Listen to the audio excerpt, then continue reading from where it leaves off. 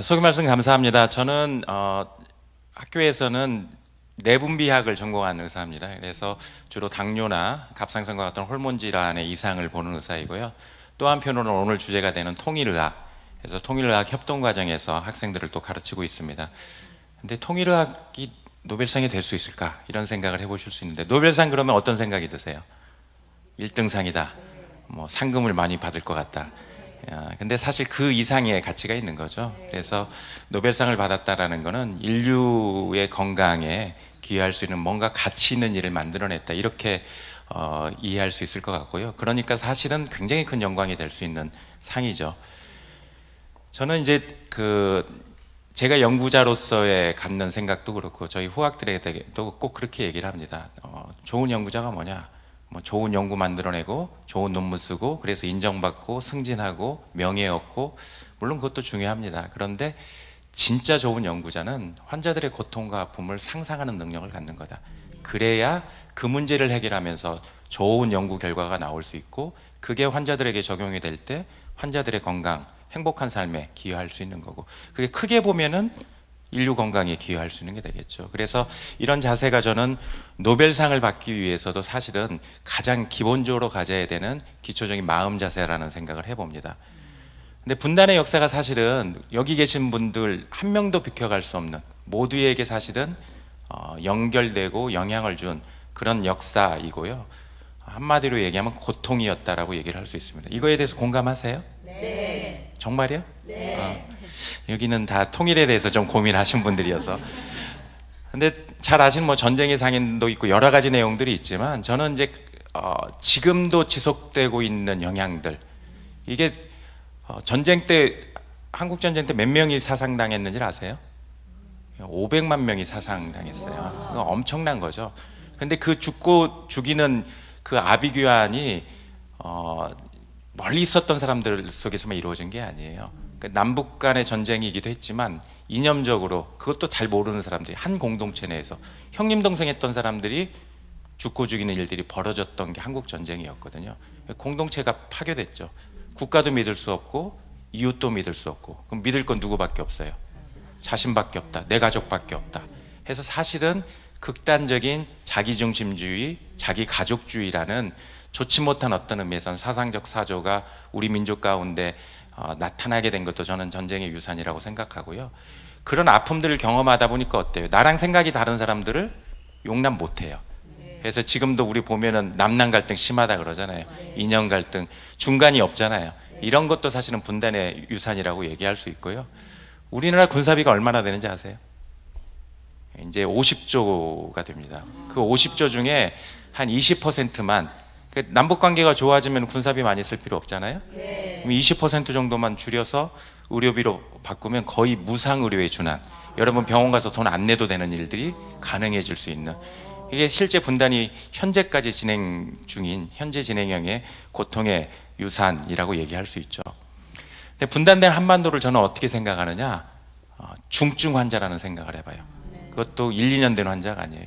여러분 아파 보신 분도 있고 집안에 큰 병 알아보신 분도 있겠지만 70년 된 중환자라는 생각을 해보세요. 세대에 걸쳐서 사실은 계속 고통의 문제 속에 잠겨 있고 해결될 기미가 없는 중환자실에 누워있는 환자, 이 소생 가능성이 없다고 봤는데 어느 날 갑자기 맥박이 조금씩 뛰기 시작해요. 이러다가 맥박이 고동치고 중환자실에서 걸어서 나가는 거 아니냐? 사실은 최근 1년 사이에 벌어진 일들이 그런 거죠. 해결되지 않을 것 같았던 분단의 문제가 남북 정상이 3번 만나고 미국과 북한의 정상도 2번 만나는 일. 그러면서 이제 맥박이 조금씩 뛰는데 아직도 곡절이 있고 소생할까 뭐 이런 고민들을 하고 있는데, 이 얘기를 드리는 이유는 결국 좋은 연구라는 게 고통의 문제로부터 출발한다고 그랬잖아요. 그러니까 한반도의 건강과 관련된 고통의 문제를 해결하기 위한 노력들이 좋은 연구 꼭지가 될 수 있겠다. 통일의학은 그런 겁니다. 그러니까 아까 제가 아파 보신 분이 있냐 그랬는데, 아프면요 단지 육체적으로만 힘든 게 아니에요. 정신적으로도 힘들고요, 돈도 나가죠. 경제적으로 힘들고 병원 왔다 갔다 하면서 직장 생활도 잘 못할 수 있고, 그래서 이게 육체적, 정신적, 사회적, 뭐 영적인 고통, 총체적인 고통이라고 하거든요. 그러니까 그러니까 결국 이런 총체적 고통이 분단과 연결이 돼서 우리 민족 전체의 고통으로 연결되고 있다면 이와 직면하고 대결하는 노력, 그것들을 극복하기 위한 노력들이 필요하고 그게 통일의학의 중요한 연구의 꼭지가 될 수 있겠죠. 그러면 이제 오늘 주제로 가볼게요. 통일의학이 과연 세계적인 의학 연구, 노벨상을 받을 만한 그런 성취를 만들어낼 수 있을 것인가? 그럴 것 같으세요? 이 내라고 하는 건 사실은 그게 가당치 않을 것 같다. 왜? 북한하고 함께하는 게 북한이 우리보다 의료 수준이 훨씬 안 좋은데 같이 뭉쳐가지고 무슨 좋은 연구 꼭지가 나올까? 이런 생각을 하는 게 상식적인 생각일 수 있거든요. 그렇죠? 근데 이제 제 강의를 듣고는 그 상식이 좀 깨졌으면 좋겠다는 게 제 바람입니다. 자, 갈라파고스라고 들어보셨어요? 찰스 다윈은 들어보셨어요? 진화론, 현대 과학에 굉장히 중요한 인사이트를 줬던 분이죠. 그 첫 출발점이 갈라파고스예요. 갈라파고스는 남아프리카에서 1000km 정도 떨어져 있는 고립된 섬이에요. 그러니까 그 섬에 사람들이 갈 일이 있었겠어요? 지금 동물들도 거기까지 가기가 어려워요. 그러니까 갈라파고스를 가서 보니까 고립돼 있지 않은 다른 지역에서는 볼 수 없는 그런 생물들이 있는 거예요. 그러니까 고립된 지역에서만 독특함을 갖는, 그래서 환경이 바뀌면 생물이 달라질 수 있겠구나. 그래서 그걸 가지고 다윈이 사실은 현대역에 굉장히 중요한 연구 꼭지를 만들고 인사이트를 갖게 된 거거든요. 그래서 갈라파고스가 있다는 얘기는 갈라파고스와 다르게 비교 가능한 게 또 있으면 좋겠죠. 그러니까 고립돼 있지 않은. 자, 여기까지면 힌트가 좀 갔어요. 한반도에서 고립돼 있는 곳이 어디겠어요? 북한이죠. 예, 북한이 고립돼 있죠. 왜 북한이 고립돼 있냐면 북한은 워낙에 주체적으로 한다 그래서 사회주의 국가들과는 교통을 했지만 서구하고는 사실은 잘 교통이 안 됐어요. 그런데 사회주의 블록이 무너지면서 북한이 더 경제적인 어려움에 처하게 됐고, 특히 최근 들어서는 핵 개발과 관련해서 유엔 제재가 이루어지면서 거의 고립된 섬처럼 된 거예요. 그러니까 고립된 섬처럼 돼 있는 북한과 우리는 어때요? 개방돼 있잖아요. 남북 간의 환경이 상당히 달라진 거죠. 그런데 유전적으로는 여러분들 북한에서 오신 분들, 우리 김지은 선생님도 북에서 오셨는데 달라요? 비슷하게 생겼죠. 유전적인 걸 검사해 보면 지금도 별로 달라지지 않았어요. 그래서 우리는 다른 민족과는 달리 상당히 유전적 동일성을 가지고 있는 민족이거든요. 그러니까 유전적 동일성을 전제하고 70년 동안의 분단이 정치, 사회, 경제, 문화 다 영향을 주고 차이를 상당히 일으켰겠죠. 그게 질병이나 건강에도 영향을 줄 수 있어요. 그러니까 북한이라는 곳이 하나의 갈라파고스가 될 수 있는 거예요. 그래서 제가 북한에서 나오는 의학 논문들을 한 10년 동안을 분석을 해서 논문을 쓰면서 이렇게 제목을 붙였어요. 의학 연구 영역에서의 갈라파고스를 들여다봤다. 그래서 북한과 우리를 비교하는 거가 다른 곳에서 하기 힘든 연구가 되겠죠. 왜? 세계 유일의 분단국가. 독일도 분단국가였지만 독일은 우리하고 좀 경험이 달라요. 거기는 적대적인 전쟁을 통해서 분단된 게 아니거든요. 서로 증화하고, 그리고 지금까지 분단돼서 세대를 이어서 분단돼 있는 나라는 전 세계에 부끄럽게도 우리밖에 없거든요. 근데 그거가 거꾸로 생각하면 역설적으로 굉장히 중요한 의학사에 남을 만한 기념비적인 연구를 만들어낼 수 있는 꼭지가 될 수 있다는 거예요. 코호트라는 거는 뭐냐면요, 코호트라는 건 동일 상황이나 동일 경험을 가지고 있는 집단에서 그 집단을 나눠 가지고 서로 다른 조건에 노출시켜서 질병이 어떻게 달라지는지를 보는 거예요. 예를 들면 큰 코호트로 그러면 우리나라 자체가 하나의 코호트가 될 수 있어요. 우리나라에 살고 있는 사람 중에 경제적인 수준이 높은 사람과 그렇지 않은 사람 사이에 건강 상태가 어떻게 되는지, 이런 걸 비교하면 그게 코호트가 되는 거거든요. 또 비교할 수 있는 게 쌍둥이 연구 같은 게 있어요. 쌍둥이 연구는 똑같게 태어난 사람이 한 사람이 다른 데로 입양을 갔어요. 환경이 달라지잖아요. 유전적으로는 같은데 환경이 달라지면서 질병이 어떻게 달라지는가. 근데 이런 쌍둥이 연구는 전 세계적인 규모에서 연구를 해도 몇백 명 단위가 될 수가 없어요. 근데 우리 한반도는 어때요? 합치면 8천만 명이거든요. 그러니까 한반도 자체가 국제적인 차원에서 보면 쌍둥이 연구를 할 수 있는 독특한 지역 코호트가 될 수 있다는 거죠. 그러니까 이런 연구 결과를 통해서 의학사에 남을 만한 기념비적인 결과를 만들 수 있다는 거고요. 이제 조금 어려운 말이 나왔어요. 후성 유전학이. 너무 긴장하지 마시고, 영어로 에피제네, 영어도 쓰여 있네요. 근데 제네틱이라는 게 이제 유전을 얘기하고 에피라는 거 그 위라는 거예요. 통상은 유전자가 나를 결정한다 이렇게 생각하잖아요. 유전자가 대물림되고. 그런데 최근의 연구 결과들을 보면 유전자가 발현되는 거가 후천적인 환경에 의해서 바뀔 수 있다는 거예요.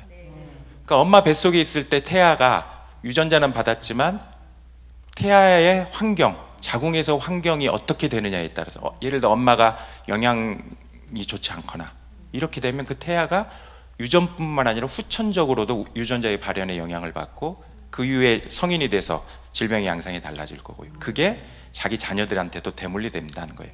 그래서 이 왼쪽에 있는 분들은 일란성 상생으로 비슷하지만 이 남자는 어때요? 똑같은 일란성 상생학이긴 하지만 몸이 다르잖아요. 이게 이제 다른 데로 그 입양이 돼서 다른 환경에 노출돼 있다 보니까 유전자는 100% 같지만 달라진 거예요. 그러니까 이런 거를 한반도 전체 차원에서 볼 수 있다는 거죠. 그래서 소아백혈병을 가지고 급성 임푸구성 백혈병이라는 게 있고 급성 골수성 백혈병이라는 게 있어요. 뭐 용어는 모르셔도 돼요. 어쨌든 두 가지의 소아백혈병이 있는데 치료가 달라요. 근데 왜 이렇게 소아에서 백혈병이 서로 다르게 나타나는지 잘 몰라요. 근데 서구는 보면 림프구성 백혈병이 훨씬 많아요. 우리는 그보다 적고 북한은 거의 반반이에요. 그러니까 왜 그런지 이거 잘 몰라요. 근데 야, 이 민족적인 유전적인 것뿐만 아니라 남북이 다른 거 보면 환경적인 것도 영향을 줄 수 있겠구나. 그래서 이 원인을 잘 찾아내면 백혈병이 왜 생기는지에 대해서 규명이 되고 그걸 기반으로 치료제를 개발한다면 이런 게 바로 노벨상 꼭지가 될 수 있는 거죠. 아까 방송에 잠깐 나왔지만 2015년도에 중국에 노벨 생리학상을 안겨준 게 뭐라고 했죠? 개똥수. 예? 풀에서 추출한 말라리아 치료제거든요. 이 말라리아 치료제가 비싸지 않겠죠. 풀에서 추출했으니까. 이걸 가지고 만든 게 수백만 명의 생명을 구하는 약이 된 거예요. 그래서 노벨 생리학상을 준 거예요. 아르테미신이라고 하는 게 지금 개똥수의 원료고요. 영어로 써 있으니까 또 긴장하실 수 있는데 공통점이 뭐냐면 다 천연물 신약이에요. 그래서 맨 위에 있는 개똥쑥에서 추출한 말라리아 치료제, 그 다음에 탁솔이라고 하는 건 항암제예요. 이 항암제는 주목나무 껍질에서 추출해서 지금 널리 활용되고 있는 좋은 항암제고요. 제가 보는 당뇨 환자들에게 최근에 개발된 당뇨 신약들, 엑센딘4라고 하는 거, SL2 억제제라고 하는 거, 이건 전부 다 역시 천연물이에요. 도마뱀 침샘에서 추출하거나 사과나무 껍질에서. 근데 가장 지금 유망하고 가장 널리 사용되고 있는 당뇨약이거든요. 이런 게 다 천연물에서. 근데 이 이야기를 제가 왜 하냐면 남북한이 함께 천연물 신약 연구를 할 수 있다는 거예요. 아까 제가 북한 논문들을 연구해 봤다고 그랬잖아요. 제가 모르는 천연물들이 있는데 당뇨 환자에 썼더니 혈당이 좋아졌다, 이런 게 있어요. 그래서 저는 잘 모르니까 양리하시는 분들에게 물어봤어요. 그랬더니 이 효과가 있다는 거예요. 근데 우리는 지금 그걸 세포 연구하고 동물 실험했는데 북한에서는 사람에서 썼네. 임상시험을 먼저 한 거예요. 그러니까 통상적인 연구는 어떻게 이루어지냐면요, 실험실에서 먼저 연구를 해요. 그래서 이게 치료 가능성 있는 물질을 발견을 해내고 그걸 동물한테 써서 효과가 있고 또 부작용이 없다는 걸 확인하고 그런 다음에 사람한테 사용을 하고, 처음엔 소수한테 쓰고 그 다음에 효과가 있고 안전하다 그러면 많은 사람한테 쓰는 건데, 그래서 그걸 벤치라고 하는 실험실에서, 베드사이드는 이제 임상 현장, 환자 옆이거든요. 근데 북한에서는 이미 베드사이드 환자한테 쓰고 있는 거예요. 그렇지만 왜 그런지에 대해서는 잘 밝혀져 있지 않죠. 그걸 우리가 가지고 있는 기술을 가지고 어떤 물질이 효과가 있는지를 찾아내고, 천연물 중에 그거에 대해서 독성 실험도 하고 효과와 안정성을 증명을 해서 다시 환자에게 적용할 수 있는 걸 한다면 굉장히 가치 있는 천연물 신약을 만들어낼 가능성도 있다는 거죠. 이게 협력 연구할 수 있는 꼭지겠죠. 또 하나는 기생충이에요. 지금 기생충 앓고 계시는 분이 있으세요? 예, 저 학생 때는 기생충 잘 알았거든요. 예. 그래서 저희 때는 이제 변을 받아갔어요. 변을 받아가면 변검사인 가 가지고 또 창피하게 선생님이 결과 나오면 앞에서 다 불렀어요. 누구 나와라. 그래서 김신곤 너는 기생충이 있으니까 약 먹으라고 앞에서 약을 먹게. 애들이 약 안 먹으려고 그러니까. 그래서 그거 싫으면 기생충 없는 걸로 확인되는, 아마도 그럴 거라고 생각하는 애에 변을 대신 내기도 하고, 그러다가 걸려서 같이 먹기도 하고, 뭐 이런 일들이 벌어졌는데, 북한에 지금 안타깝게도 기생충 질환들이 많죠. 근데 이 기생충이 지금 여러분들, 우리 기생충은 없지만 알러지 있는 분들은 많죠. 피부 알러지라든지 비염도 있고, 소위 자가 면역 질환이, 이게 뭐냐면 우리 몸에 있는 면역 세포가 내 몸을, 내 장기를 적으로 오인하고 공격하는 거예요. 그런데 북한에는 그런 알러지가 별로 없어요. 잘 생각해 보세요. 한 20년, 30년 전에는 알러지 그렇게 많지 않았어요. 그러니까 기생충이 있으면 우리 몸에 있는 면역 세포들이 가서 기생충하고 싸워야 되는 거예요. 그러니까 거기 정신 없으니까 나를 공격할 일들이 별로 없는 거예요. 근데 이걸 이제 현대 연구하고 좀 요즘 최신 연구 경향하고 전맥을 시키면 우리 뱃속엔 또 뭐가 있냐면 장내 미생물이 있어요. 그게 수십조 개가 되는, 최근에 가장 핫한 연구 영역이거든요. 아마도 이 기생충이 장내 미생물과 어떤 영향을 주면서 그걸로 인해서 알러지나 자가 면역 질환이 많아지기도 하고, 그렇지 않을 수도 있겠다. 거기에서 또 우리가 중요한 원인들을 찾아낸다고 한다면 기생충을 가지고 자가 면역 질환, 알러지를 치료하는 치료제 개발이 또 가능할 수 있는 거죠. 근데 기생충이 많은 곳이 어디예요? 북한에 많이 있잖아요. 그래서 기생충 어디에서 수입하려고 노력하지 않아도 돼. 북한 연구진들과 함께 연구하면 되는 거죠. 실제로 일본에서는 기생충을 이런 연구 목적으로 굉장히 많은 액수로 외국에 있는 기생충들을 수입하고 있거든요. 또 한 가지는 다제내생결핵이에요. 결핵이라는 병 아시죠? 네. 근데 다제내생결핵이 무슨 말일까요? 다제라는 게 열의 약제라는 거예요. 왜냐하면 결핵 치료는 한 가지 약으로 안 돼요. 한 4가지 정도의 약을 써야 돼요. 결핵은 인류 역사상 매우 똑똑한 병이에요. 결핵의 입장에서 보면 결핵에 걸리면 바로 돌아가시지 않아요. 패스트 같은 경우는 매우 멍청한 균이에요. 균의 입장에서 보면. 왜? 패스트에 걸리면 죽거든요. 그러면 패스트 균이 다른 사람에게 전염될 기회 자체도 없죠. 죽어버리니까宿주가. 근데 결핵균은 사람을 죽이지 않아요. 괴롭게 하고 소모성 질환으로 오랫동안 앓다가 결국은 돌아가시지만, 병을 앓고 있는 기간이 많게 되니까 다른 사람에게 전염시킬 수 있어요. 그렇죠? 그러니까 약이 잘 안 들어요. 항생제에 대해서 내성 생기는 거죠. 그래서 한 4가지 정도의 약제를 쓰게 되는데, 그 4가지 약제 써도 잘 안 듣는 균을 다제내생 결핵균. 근데 비극적이게도 북한에 이런 다제내생 결핵균이 많아요. 이 결핵약 독하거든요. 영양 상태가 좋아야 되는데 영양 상태가 좋지 않으면 6개월, 9개월 약을 먹어야 되는데 먹다가 증상 좋아지면 안 먹게 되죠. 그런 문제. 결국은 병이 많은 곳에서 연구자들이 그 문제를 해결하기 위해서 또 뛰어들게 되거든요. 그런 측면에서 보자면 저는 전 세계 다제내생 결핵의 해결책은 한반도에서 만들어질 가능성이 있다. 우리나라가 OECD 국가 중에서 결핵 유병률이 1등이에요. 부끄럽게도. 북한은 우리의 한 5배 정도 되고요. 그러니까 이 문제를 해결하기 위해서 연구진들이 같이 머리를 맞대고 노력을 하면 전 세계 다제내생 결핵의 해결책은 한반도가 만들어낼 가능성이 있다는 거죠. 그래서 마지막으로 사회의학.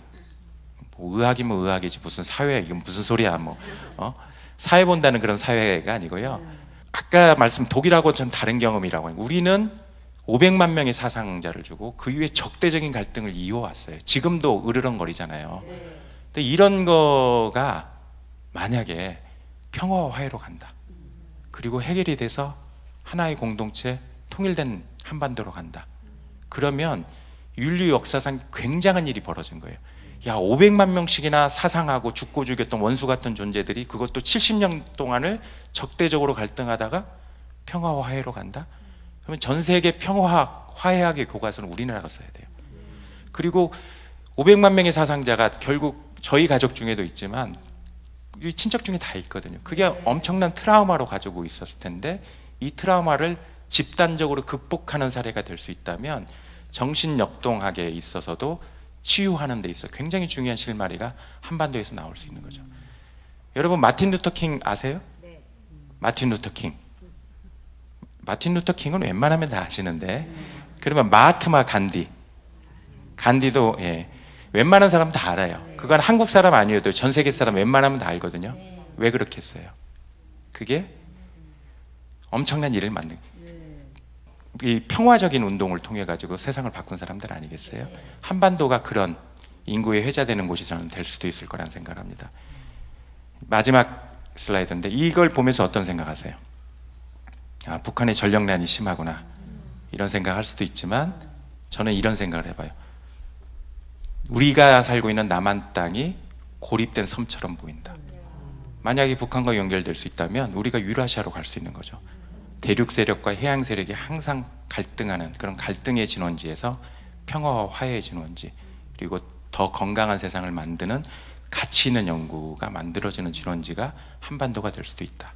그렇게만 된다면 한반도가 이제까지 우리에게 비극적 유산으로 다가왔던 것을 우리 후손들에게는 희망의 자산으로 바꿔낼 수 있지 않을까라는 생각을 해봅니다. 경청해 주셔서 감사합니다.